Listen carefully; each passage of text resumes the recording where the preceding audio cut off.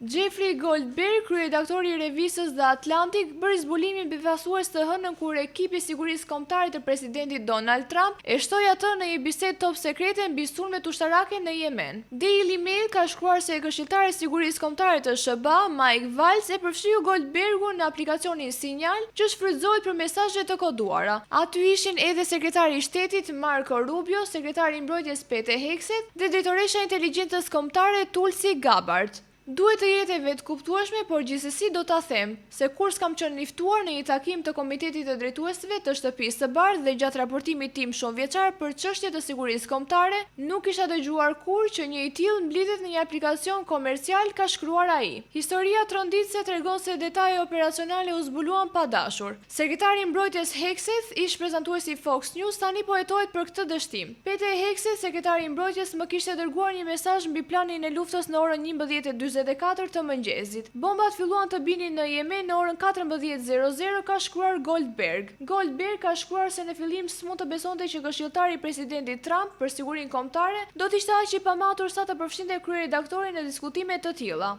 Ai shtoi se s'do t'i zbuloj të gjitha informacionet që u zhvilluan në grup për shkak të sigurisë kombëtare, por tha se informacionet që jepeshin aty ishin zyrtare. Presidenti amerikan Donald Trump ka deklaruar se nuk di asgjë për prezencën e kryeredaktorit amerikan në grupin Sinjal, ku urrën biseda mbi sigurinë kombëtare.